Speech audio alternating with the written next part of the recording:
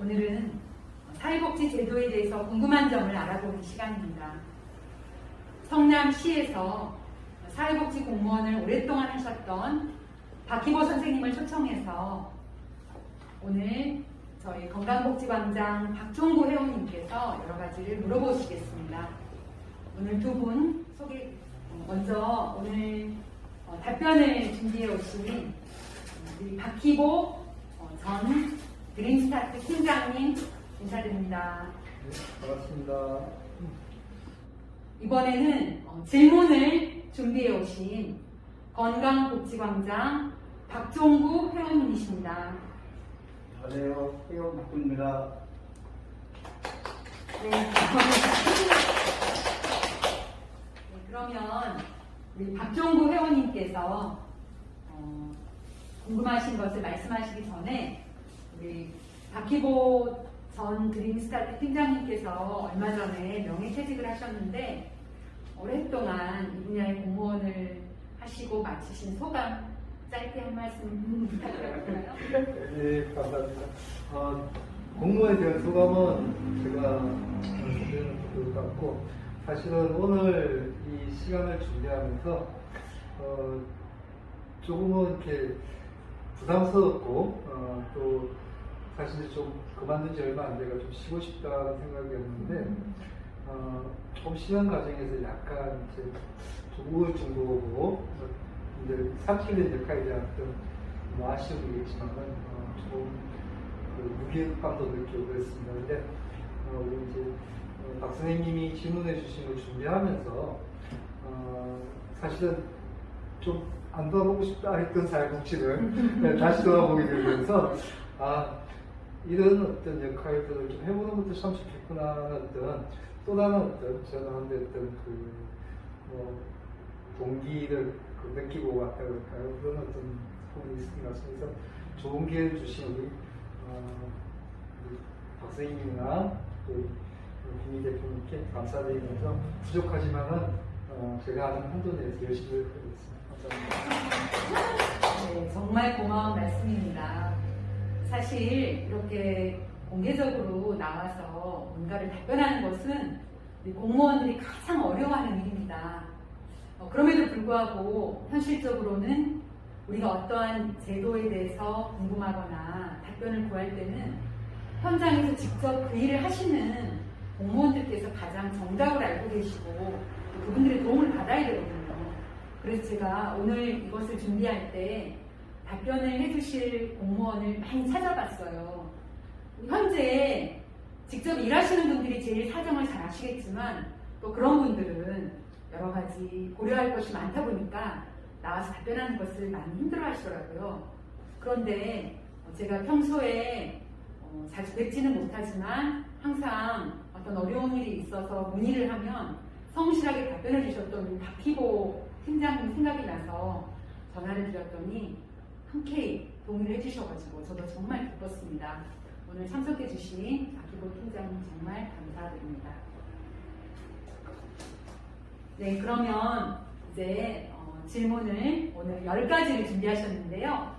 그 중에 첫 번째 시간으로 4가지를 우리 하나씩 물어보시고 답변하시는 식으로 한번 해보겠습니다. 그럼 우리 박종구 회원님 궁금하셨던 거 첫 번째 질문 해보세요. 감사합니다. 그리고 우리나라에서는 아직까지도 그런 교육이라든가 이런 게 복지에 대해서 별로 없는 쪽이고 공무원들 자체도 의사노조나 이런 데를 가도 정확히 몰라요. 뭘 알고 해야 되는데 모르는 상태에서 자기가 모르면 그냥 의사 못해. 만약에 맨 밑에 연사무소 같은 게 읍이나 이런 데다 물어보고 의사무소는 군이나 시에다 물어보고 지금 그런 실정이에요. 실정인데 그래도 저희 같은 게 나이가 이제 65세가 되다 보니까 뭐가 되냐면 노인네들이 이런 복지는 누려야 될 것 같다. 최소한에 과장 쪽에도 아니고 돈 많이 있는 사람들을 그런 복지를 누리는 게 아니라 최소한의 그 복지를 넣어야 되는데 그것도 못 누리는 사람들이 많다. 이게 어디서 왔는가? 그래서 제가 그걸 봤을 때 외국 같은 경우에는 자동제로 되어 있다고요. 그 신고가. 근데 우리나라는 자동제가 아니라 신고제로 되어 있어가지고 업사무소 직원도 모르고 저기 시 직원도 모르고 제대로 모르고 다 모르는 거예요. 어떤 내용인지도. 거기다가 또 뭐가 요즘에 또 살아있는 게 또 뭐냐 바우처라는 게 있고 바우처라는 것도 뭐 생생하고 더욱 기다리는 거예요. 그리고 수급자 65세가 되면 외국 같은 게 자동 신고가 되니까 정부에서 그거 판단을 해가지고 이렇게 저기를 그 수급자냐 아니냐 이런 가격 주고 수여해서 그거 혜택을 다 정부 지원을 다 지원을 해주는데 우리나라는 신고제도를 보니까 공무원들도 아니 거 그냥 아이들한테 대충 찍찍한 가지고 긁어서 써가지고 해준 그만이지 하려고 하지 않는 거예요. 그리고 또 두 번째는 교육비 기관이 있어야 되는데 이거 우리나라는 그런 게 전혀 없잖아요. 하다못해 우리 나이를 어느 정도 먹으면 내가 어떤 복지를 누려야 되는가 노후에 이런 그런 게 전혀 교육도 없고 어렸을 때부터 그런 게 교육이 없고 다만 그냥 저기 국민연금 하나에다 그냥 밀어버리는 정부에서 밀어버리는 거 아니에요. 이렇게 해서는 안 된다는 거죠. 그래서 저기 학생 분께서 그런 걸 보는 거예요. 왜 자동제하고 신고제하고 왜 나눠지는가? 그럼 이거를 어떻게 해결해야 앞으로 우리가 어떤 혜택을 받을 수 있는가 이걸 보고 싶은 거예요. 예, 그 말씀하신 거에 대해서 충분히 공감하고요. 그리고 이제 저도 질문을 해주셔가지고 사실 이게 고민을 하다 보니까 정말 이렇게 좀 개선되면 좋을 것 같은데 그러지 못했구나 하는 어떤 부분도 이렇게 많이 느꼈는데 일단은 이제 먼저 저희는 이제 복지가 대부분 이제 신청주의로 되어 있습니다. 신청주의로 되어 있고 그걸 이제 보완해서 담당 공무원이나 이제 위에 결정해 주시는 분들이 직권을 조사해서 선정할 수 있는데 처음에 이제 제가 생각했던 왜 그럴까 생각했는데 사실은 저희가 복지 또한 하나의 어떤 권리로서 이제 존재하는 부분이거든요.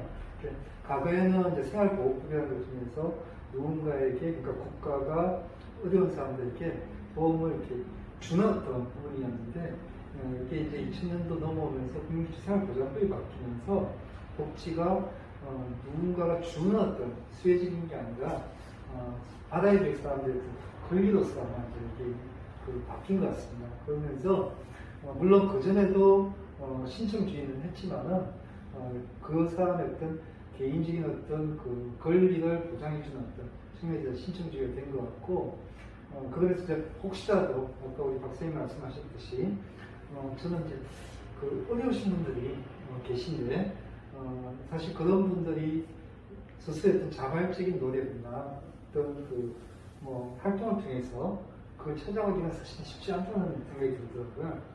그리고 또 연령이나 여러 가지 어떤 조건에서 어려우신 분도 계실 것이고 혹은 정말 이렇게 복지라는 것들이 권리라고 이야기하긴 하지만 실질적으로 많은 분들에게 낙인감을 주는 부분도 있고 그런 게 있습니다. 그래서 이제 어려움을 호소하시는 분들이 당당하게 자신의 권리에서 호소하기보다는 괜한 어떤 움츠러든 속에서 손을 내미는 듯한 그런 느낌을 갖게끔 하는 어떤 그런 게 있기 때문에 그건 많이 어렵지 않나 생각합니다. 그래서 지금 말씀 듣다 보니까 그런 걸 좀 더 보완하면은 되게 자동적으로 예를 들어서 65세 되면은 그분들은 당연스럽게 기초연금도 상자니까 예.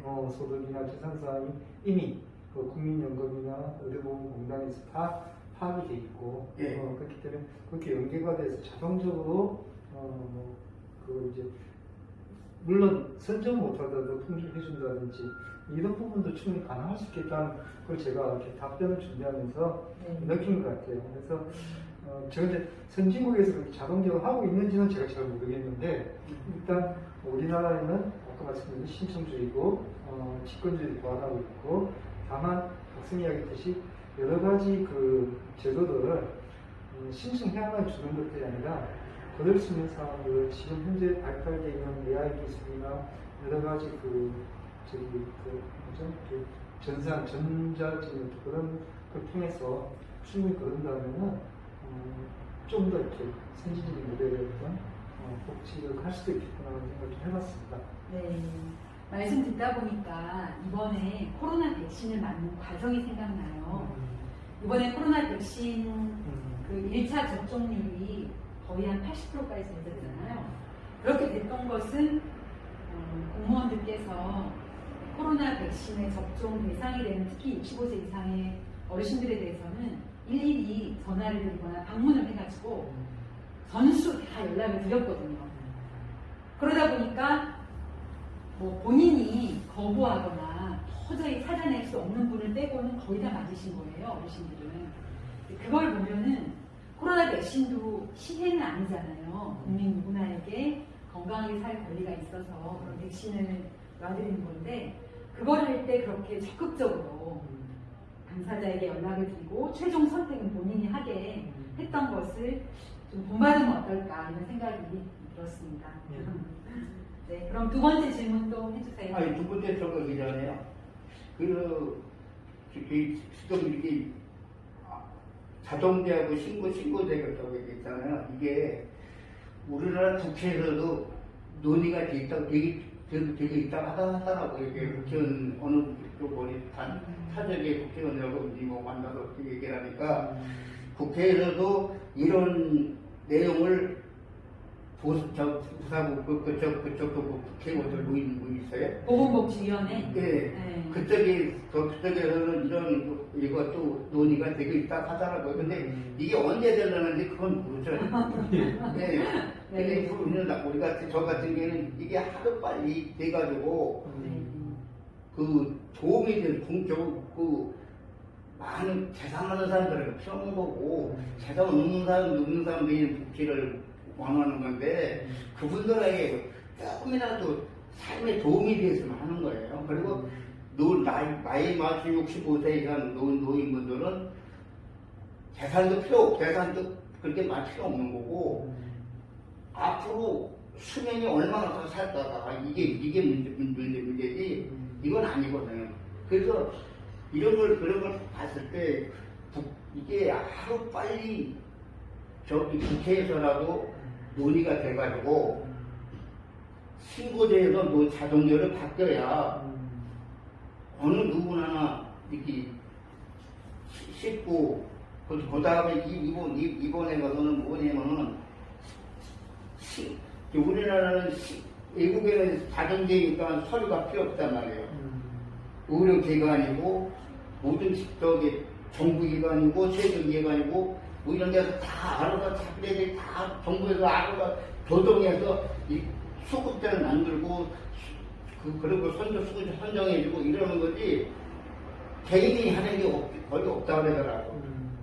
그러면 나이 먹어서도 내가 보장받을 수 있는 사회가 있으니까 얼마든지 내가 살아갈 수 있는데 우리나라 같은 경우에는 자산이 없는 사람은 기댈 데가 없는 거예요. 사실상 국민연금 아니면 기댈 데가 없잖아요.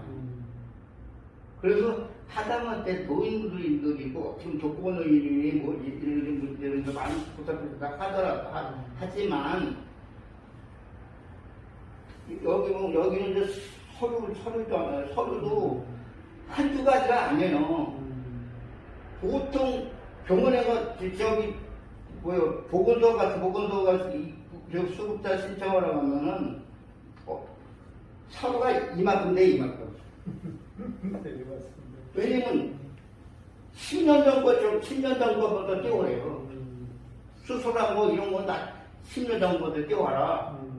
그렇지 안 돼가지고 수급자 안 해준다 이거예요. 그러니까 사회에서 보장받을 수 없으니까 못 쳐줄 것 같다 이거예요.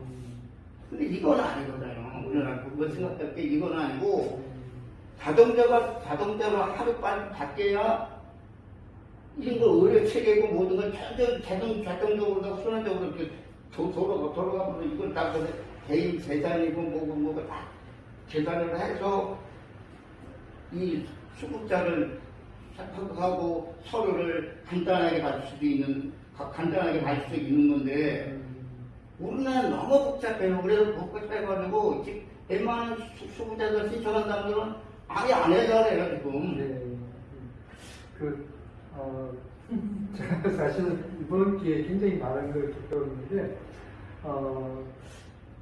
지금 이제 저희가 복지 어떤 전산화가 되는 것도 최근 이제 전산화 되는 것 같거든요. 그런 것 같고, 그 전산화되는 과정에서 이제 그 개인의 어떤 재산이나 소득이나 건강에 대한 정보나 여러 가지 어떤 정보들을 이제 지금 다 이제 통합해서 하고 있는데, 네. 다만 이제 그 과정에서 본인의 어떤 그래도 좋다 동의를 동의를 이제 하는 것 같아요. 하는 것 같고 그 전까지는 이제 저희가 이런 어떤 그 개인 정보에 대해서는 어쨌든 법적으로도 개인에 대한 보호 차원에서 그걸 좀 강화해가지고 해왔던 측면이 좀 있는 것 같아요. 그런데 오늘 이제 제가 나의 어떤 의료 정보를 통합해서 보겠습니까 하는 그 앱이 있어가지고 이제 했는데, 여기 박수님 말씀 들으면서 앞으로는 아마 그 신청할 때에 그럴 수 있을 것 같아요. 간단하게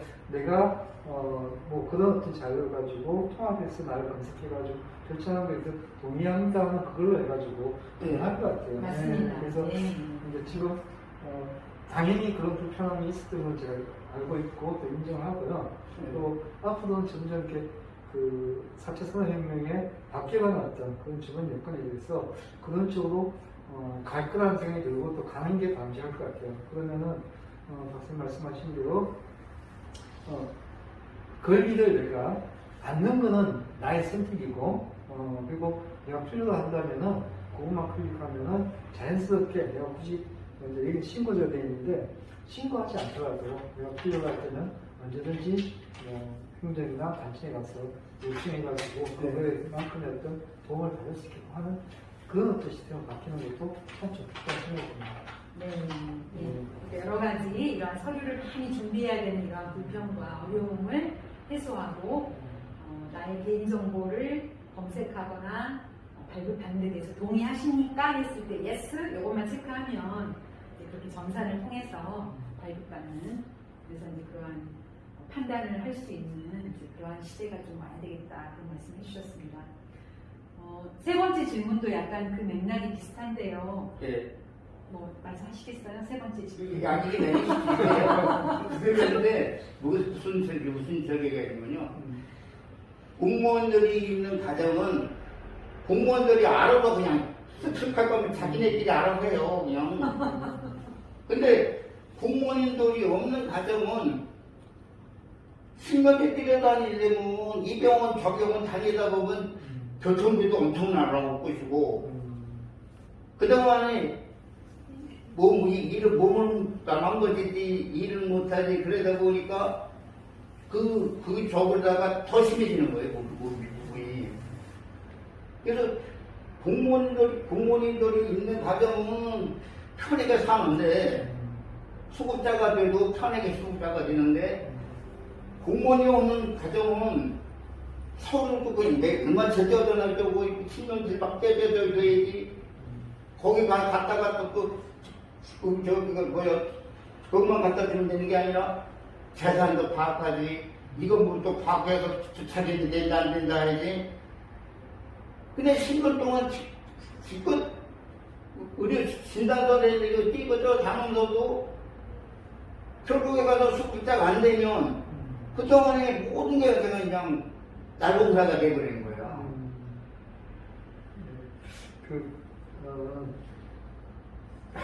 아마 지금 10년치 그거는 장애인 등급 때문에 그랬던 네, 그럴 거예요. 수도 있어요. 아, 장애인이 아니라 수급자. 수급자인데. 아, 경찰서. 그러니까 몸에 이제 일할 능력이 없다는 걸 네. 증명하기 위해서.